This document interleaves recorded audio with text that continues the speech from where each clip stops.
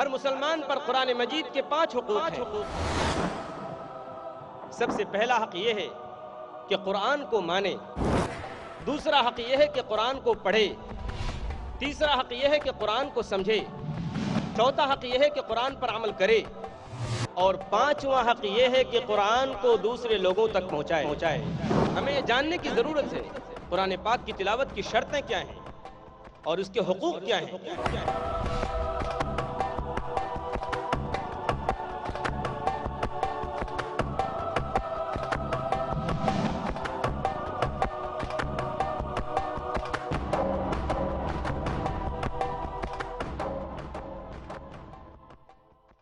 حضرات، جیسا کہ آپ کو معلوم ہے کہ آج کی اس نشست میں اب آپ کے سامنے آپ کے بہت ہی معروف اور مشہور مقرر ہیں، گرچہ وہ بڑے کم عمر مقرر ہیں۔ وہ معروف اس لیے ہیں کہ پیس ٹی وی پر ان کے درس قرآن کو آپ سنتے ہیں۔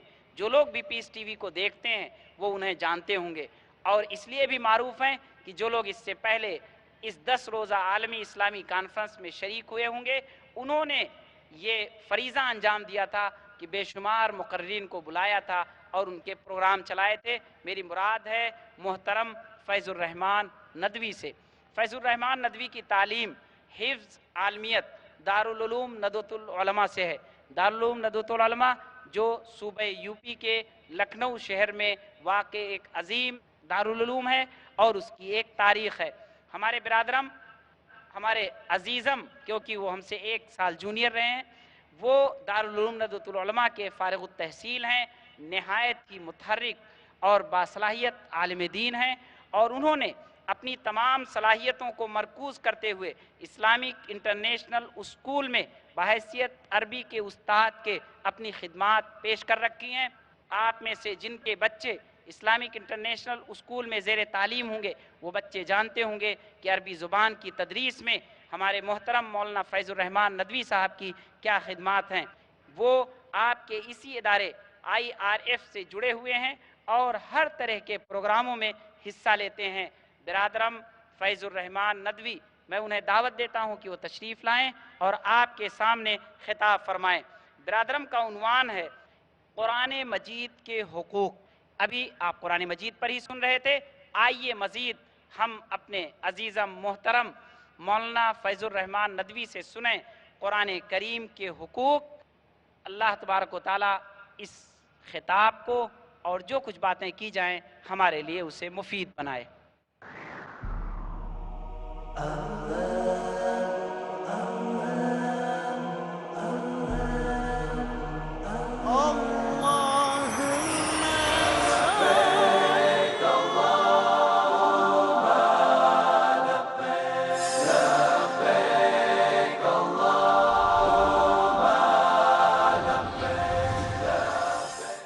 الحمد للہ رب العالمین والصلاة والسلام علی خاتم الانبیاء والمرسلین محمد وآلہ وصحبہ اجمعین، اما بعد، اعوذ باللہ من الشیطان الرجیم، بسم اللہ الرحمن الرحیم۔ یا ایہا الناس قد جاءتکم موعظۃ من ربکم وشفاء لما فی الصدور وہدی ورحمۃ للمؤمنین۔ رب اشرح لی صدری ویسر لی امری واحلل عقدۃ من لسانی یفقہوا قولی۔ خواتین و حضرات، آج کی اس عظیم اور پروقار مجلس میں آپ تمام کی خدمت میں ہدیہ سلام پیش کرتا ہوں۔ السلام علیکم ورحمۃ اللہ وبرکاتہ۔ آج کی اس بزم میں میری تقریر کا عنوان ہے قرآن کے حقوق۔ قرآن کیا ہے؟ قرآن اللہ کا کلام ہے، اللہ کی آخری وحی ہے۔ قرآن علم و حکمت کا سرچشمہ ہے۔ قرآن بھٹکے ہوئے لوگوں کو سیدھی راہ پر لانے کے لیے ایک بہترین کتاب ہے۔ جو لوگ راہ راست سے گمراہ ہیں، ہٹے ہوئے ہیں، ان کو سیدھی راہ دکھانے والا ہے۔ قرآن دنیا کی سب سے بہترین کتاب ہے، اور اس کے ساتھ ساتھ پوری دنیا میں سب سے زیادہ پڑھی جانے والی کتاب قرآن ہے، لیکن افسوس کی بات ہے کہ بغیر سمجھے پڑھی جاتی ہے۔ عام طور سے مسلمان اپنے اوپر قرآن مجید کا یہ حق سمجھتے ہیں کہ یہ ہماری مقدس کتاب ہے جسے ادب سے چھونا، چومنا، آنکھوں سے لگانا ضروری ہے۔ مسلمان اپنے اوپر قرآن مجید کا یہ حق سمجھتے ہیں کہ یہ کتاب اس لیے آئی ہے کہ جہیز میں اس کو دیا جائے اور بیٹی کو گھر سے رخصت کرتے وقت اس کے سائے سے اس کو گزارا جائے۔ کورٹ، کچہری، عدالت، ان تمام موقعوں پر قسم کے لیے اس کو استعمال کیا جائے۔ جنات کو بھگانے کے لیے اس کی صورتوں اور آیتوں کا ورد کیا جائے، اور مرنے والے کے ایصال ثواب کے لیے قرآن خوانی کا اہتمام کیا جائے، اور شفا حاصل کرنے کے واسطے اس کو تعویذ کے طور پر استعمال کیا جائے۔ عام طور سے مسلمان اپنے اوپر قرآن مجید کا یہی حق سمجھتے ہیں کہ یہی وہ بنیادی حقوق ہیں جن کے لیے قرآن کریم اتارا گیا ہے۔ لیکن جتنے بھی حقوق میں نے بتائے جو عوام کے درمیان پھیلے ہوئے ہیں، ان میں سے کوئی بھی قرآن کا حق نہیں ہے۔ ماہر القادری نے ہماری اس سوچ کا کیا ہی بہترین نقشہ کھینچا ہے کہ طاقوں میں سجایا جاتا ہوں، آنکھوں سے لگایا جاتا ہوں۔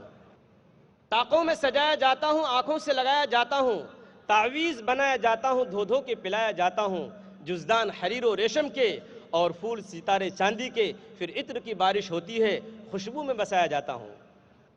اور اس کے ساتھ ساتھ قرآن کریم کے نام پر جو جلسے، جو کانفرنسیں اور جو مجلسیں منعقد ہوتی ہیں، ان میں بھی زیادہ تر اس بات پر زور دیا جاتا ہے کہ قرآن کا مرتبہ کیا ہے، اس کا مقام کیا ہے، اس کی شان کیا ہے، اس کا درجہ کیا ہے، اور اس بات پر بہت کم توجہ دی جاتی ہے کہ مسلمان ہونے کی حیثیت سے ہمارے اوپر قرآن کے کیا کیا حقوق ہیں اور انہیں ادا کرنے کی کیا شکل ہے۔ لہذا آج کی اس مجلس میں میں پوری دیانتداری کے ساتھ اور پوری تاکید کے ساتھ آپ تمام حضرات اور خواتین کے سامنے یہ بات رکھتا ہوں کہ ہم میں سے ہر ایک مسلم مرد اور ہم میں سے ہر ایک مسلم عورت کی ذمہ داری ہے کہ وہ اپنے اندر اس بات کا احساس پیدا کرے کہ وہ قرآن کے حقوق جو میری زبان سے وہ سننے والے ہیں وہ ادا کر رہے ہیں یا نہیں، اور اگر ادا نہیں کر رہے ہیں تو انہیں ادا کرنے کی شکل و صورت کیا ہے۔ اور جب معلوم ہو جائیں کہ قرآن پاک کے یہ حقوق ہیں تو بغیر کسی تاخیر کے، بغیر کسی دیری کے ان تمام حقوق پر عمل کرنے کی کوشش شروع کر دیں، کیونکہ اس کا براہ راست اور ڈائریکٹ تعلق ہماری نجات سے ہے۔ اور اگر ہم نے قرآن پاک کے حقوق کو ادا کرنے میں کسی طرح کی بھی کوتاہی کی، کوئی کمی کی، تو پھر یاد رکھیے یہ کوتاہی اور یہ کمی قرآن کی شان میں قصیدہ پڑھنے، قرآن کا مرتبہ بیان کرنے سے پورا نہیں ہو سکتا۔ اس لیے آج کی اس نشست میں قرآن کے حقوق پر انشاءاللہ تفصیل سے روشنی ڈالنے کی کوشش کروں گا۔ ہر مسلمان پر قرآن مجید کے 5 حقوق ہیں۔ سب سے پہلا حق یہ ہے کہ قرآن کو مانے، دوسرا حق یہ ہے کہ قرآن کو پڑھے، تیسرا حق یہ ہے کہ قرآن کو سمجھے، چوتھا حق یہ ہے کہ قرآن پر عمل کرے، اور 5واں حق یہ ہے کہ قرآن کو دوسرے لوگوں تک پہنچائے۔ سب سے پہلا حق یعنی قرآن کو مانے، اس کا مطلب کیا ہے؟ اس کا مطلب یہ ہے کہ قرآن پر ایمان لائے اور اس بات کا دل و زبان سے اقرار کرے کہ قرآن اللہ کا کلام ہے، اللہ کی آخری کتاب ہے جو اللہ تبارک و تعالیٰ نے حضرت جبرائیل علیہ السلام کے ذریعے محمد صلی اللہ علیہ وسلم کے قلب اطہر پر اتارا ہے۔ یہ وہ بات ہے، یہ وہ ایمان ہے اور یہ وہ چیز ہے جس پر سب سے پہلے خود محمد مصطفیٰ صلی اللہ علیہ وسلم ایمان لائے، اور آپ کے بعد صحابہ کرام بھی۔ اللہ فرماتا ہے سورہ بقرہ سورہ نمبر 2 آیت نمبر 285 کے اندر، آمن الرسول بما انزل الیہ من ربہ والمؤمنون، کہ رسول ایمان لایا اس چیز پر جو اس کی طرف وحی کے ذریعے بھیجی گئی، اور مسلمان بھی ایمان لائے۔ اور ان صحابہ کرام کا اور قرن اول اور پہلی صدی کے مسلمانوں کا، صحابہ اور تابعین اور تبع تابعین کا قرآن پاک پر ایمان پورے دل کی گہرائی کے ساتھ تھا، پورے دل کی گہرائی اور یقین کے ساتھ تھا۔ اور اس یقین پر مبنی تھا کہ قرآن اللہ تعالیٰ کا کلام ہے، تو اس کے نتیجے میں تو ایک طرف صحابہ کرام، تابعین، تبع تابعین کے دلوں میں قرآن پاک کی عظمت، عزت، اہمیت کا ایک گہرا نقش ان کے دلوں پر بیٹھ گیا، اور دوسری طرف ان کی زندگیاں بدلنی شروع ہو گئی، ان کے اندر انقلابات آئے، تبدیلیاں آئیں، چینجنگ آئی، اور اس کے نتیجے میں انہوں نے اپنے آپ کو بالکل قرآن کے حوالے کر دیا، قرآن کے تابع کر دیا، اپنی کوئی خواہش نہیں، کوئی چوائس نہیں، کوئی پسند نہیں، کوئی چاہت نہیں، کوئی آرزو نہیں، کوئی تمنا نہیں۔ قرآن نے جہاں جھکایا جھک گئے، اور جہاں اٹھایا اٹھ گئے۔ بھڑکتی نہ تھی خود بخود آگ ان کی، شریعت کے قبضے میں تھی باغ ان کی۔ جہاں کر دیا گرم گرما گئے وہ، جہاں کر دیا نرم نرما گئے وہ۔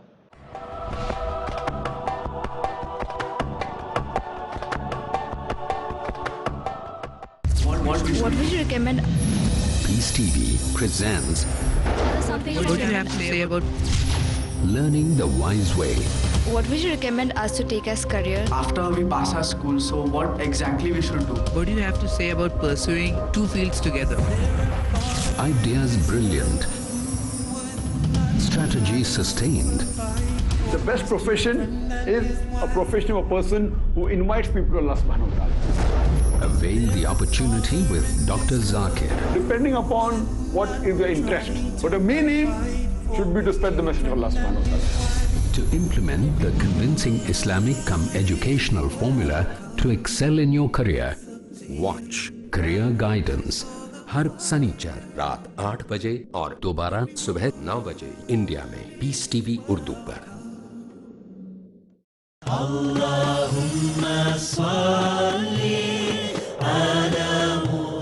احادیث نبوی صلی اللہ علیہ وسلم۔ حضرت عبداللہ بن مسعود رضی اللہ عنہ نے بیان کیا کہ نبی کریم صلی اللہ علیہ وسلم نے فرمایا، بلا شبہ سچ آدمی کو نیکی کی طرف بلاتا ہے اور نیکی جنت کی طرف لے جاتی ہے، اور ایک شخص سچ بولتا رہتا ہے یہاں تک کہ اللہ کے یہاں وہ صدیق کا لقب اور مرتبہ حاصل کر لیتا ہے، اور بلا شبہ جھوٹ برائی کی طرف لے جاتا ہے اور برائی جہنم کی طرف، اور ایک شخص جھوٹ بولتا رہتا ہے یہاں تک کہ وہ اللہ کے یہاں بہت جھوٹا لکھ دیا جاتا ہے۔ صحیح بخاری جلد نمبر 8 کتاب الادب باب نمبر 69 حدیث نمبر 6094۔ شیخ عبد الحادی عمری ڈالیں گے روشنی۔ دین کو سمجھنے کے مؤثر، مفید اور فرسٹ ہینڈ جو ذرائع ہیں ان میں سے قرآن کے بعد حدیث یہ مؤثر ذریعہ ہے۔ باتیں اللہ کے رسول صلی اللہ علیہ وسلم کی۔ نبی کریم صلی اللہ علیہ وسلم نے صفائی، پاکیزگی کا جو تصور پیش کیا، آج پوری دنیا جو تصور پیش کر رہی اس سے بہت آگے کا تصور ہے۔ کامیابی اور اصول کی۔ جب حدیث میں ایک چیز کلیئر ہو گئی، فل اسٹاپ، آپ کو کسی کی کوئی اوپینین کی اب ضرورت نہیں ہے، کیونکہ نبی نے جو فرما دیا وہ حرف آخر، تاکہ ہر دور میں مسلمانوں کو ملے صحیح دین رب کے کرم سے۔ حدیث کہہ رہی ہے جائز ہے، جائز ہے، بس ختم۔ آؤ حدیث سمجھیں۔ اگلا پروگرام پیس ٹی وی اردو پر۔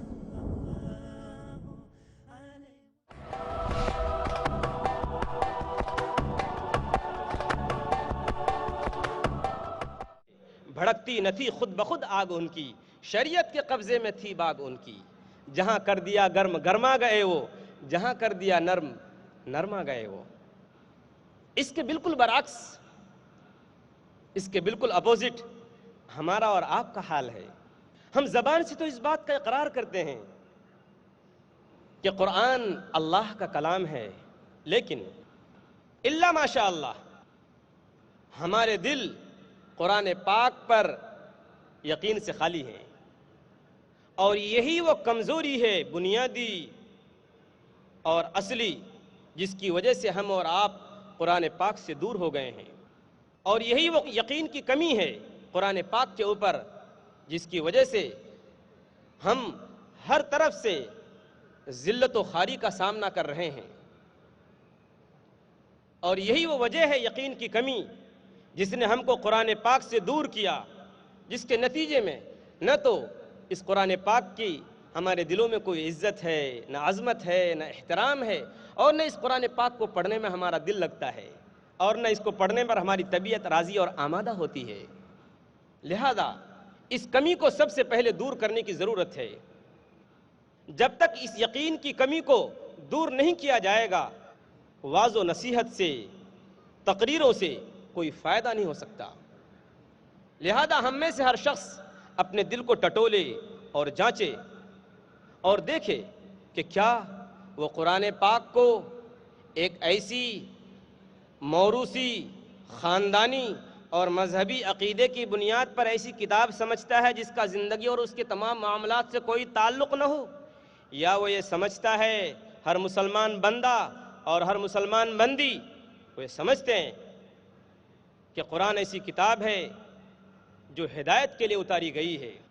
اگر دوسری بات ہے کہ ہر مسلمان یہ سمجھتا ہے کہ قرآن ساری دنیا کی انسانوں کے ہدایت اور رہنمائی کے لیے اتارا گیا ہے تو ٹھیک ہے، اور اگر پہلی بات ہے کہ ہر مسلمان یہ سمجھتا ہے کہ یہ تو ہماری مذہبی کتاب ہے، خاندانی بنیاد پر ہم اس کی عظمت کرتے ہیں اور اس کا زندگی اور اس کے معاملات سے کوئی تعلق نہیں ہے، تو پھر ہم میں سے ہر ایک کو اس کمی کو دور کرنے کی ضرورت ہے اور اس کا احساس پیدا کرنا چاہیے۔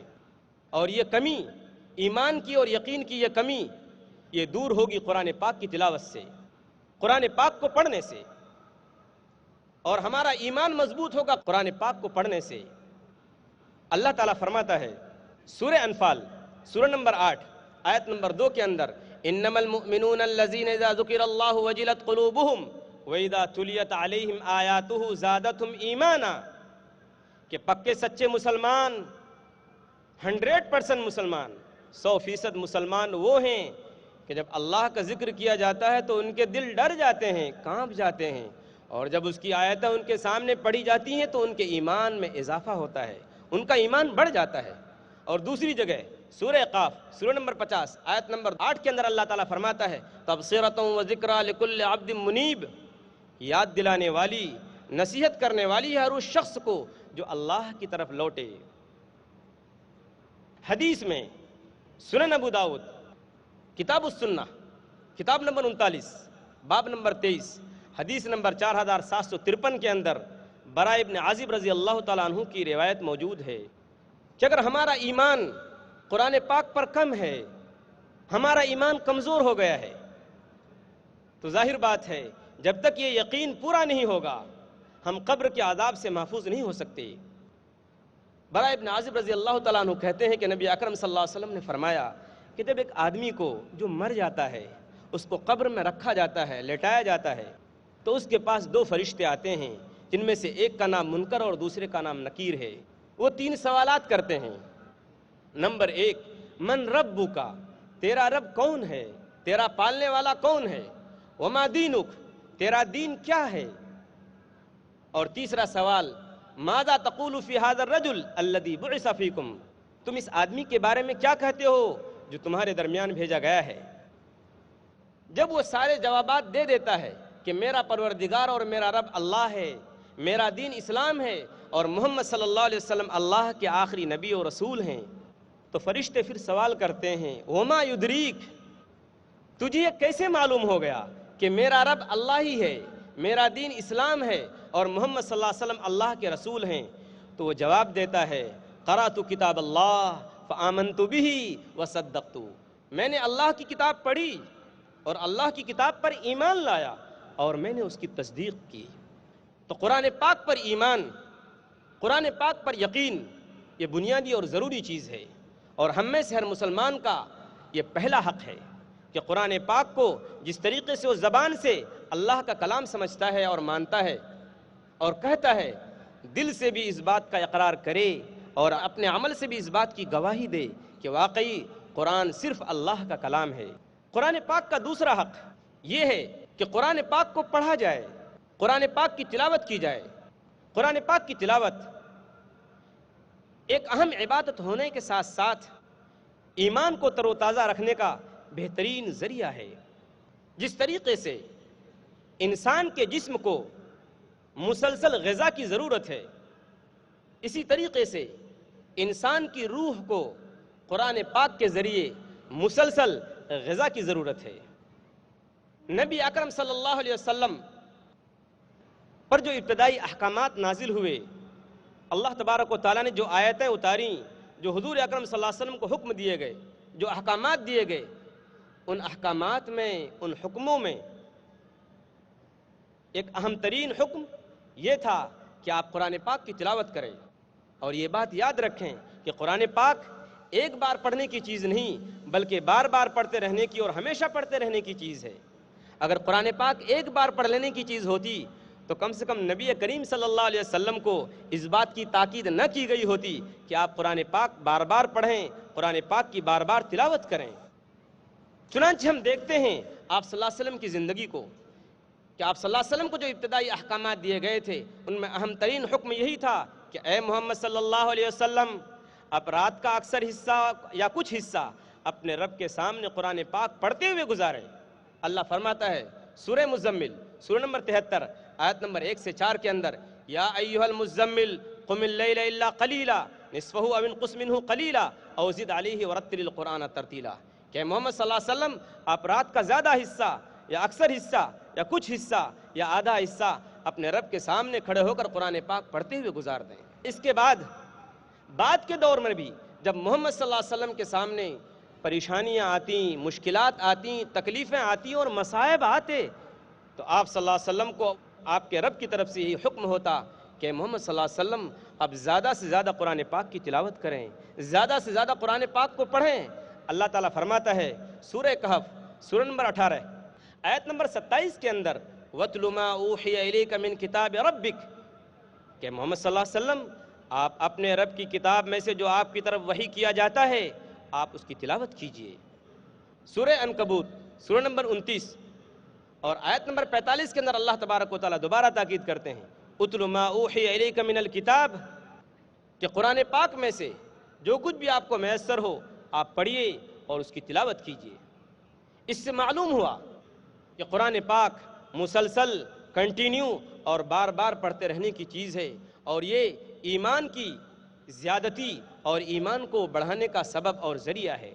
اب ہم یہ بات معلوم کرتے ہیں کہ قرآن پاک کس طرح سے پڑھا جائے، قرآن پاک کی تلاوت کس طرح سے کی جائے۔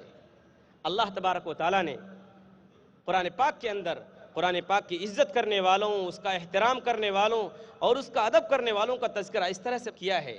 اللہ فرماتا ہے سورہ بقرہ، سورہ نمبر 2 آیت نمبر 121 کے اندر، الذین آتیناہم الکتاب یتلونہ حق تلاوتہ، کہ جنہیں ہم نے کتاب دی ہے وہ ان کی ویسے ہی تلاوت کرتے ہیں جس طرح اس کی تلاوت کرنی چاہیے۔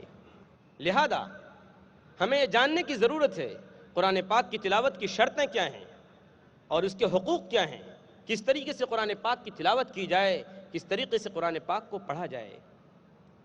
اس میں جو سب سے پہلی اور ضروری چیز ہے وہ یہ ہے کہ قرآن پاک کے حروف کی پہچان ہو اور وہ کس طرح سے ادا ہوتے ہیں اس کی جانکاری ہو، جسے ہم اور آپ تجوید کے نام سے جانتے ہیں۔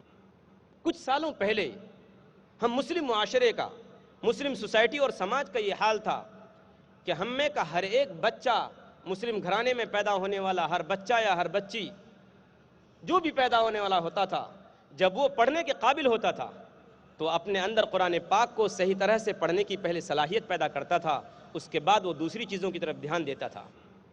لیکن آج حال یہ ہے کہ مسلم نوجوان نسل کی ایک بڑی تعداد، حتیٰ کہ بہت سارے ادھیڑ عمر کے لوگ بھی قرآن پاک کو دیکھ کر پڑھنا نہیں جانتے۔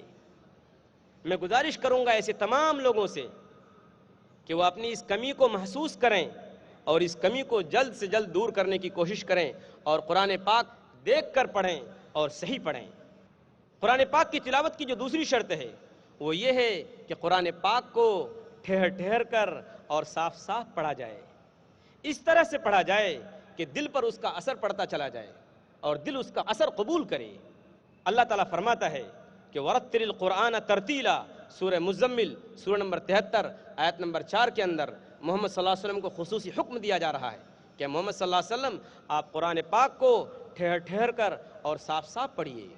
سنن ترمذی، کتاب فضائل قرآن، کتاب نمبر 42، باب نمبر 18، حدیث نمبر 2914، عمر رضی اللہ تعالیٰ عنہ اس حدیث کے راوی ہیں نبی اکرم صلی اللہ علیہ وسلم نے فرمایا کہ یقال لصاحب القرآن اقرأ ورقا ورتل کما کنت تردل فی الدنیا فإن منزلتک عند آخر آیت تقرأ بها، کہ قیامت کے دن قرآن پڑھنے والے سے، حافظ قرآن سے، صاحب قرآن سے کہا جائے گا پڑھتا جا اور چڑھتا جا، پڑھتے جاؤ اور چڑھتے چلے جاؤ، تمہاری منزل، تمہارا آخری ٹھکانہ وہ جگہ ہے جہاں تم قرآن پاک کی آخری آیت کی تلاوت کر رہے ہوگے۔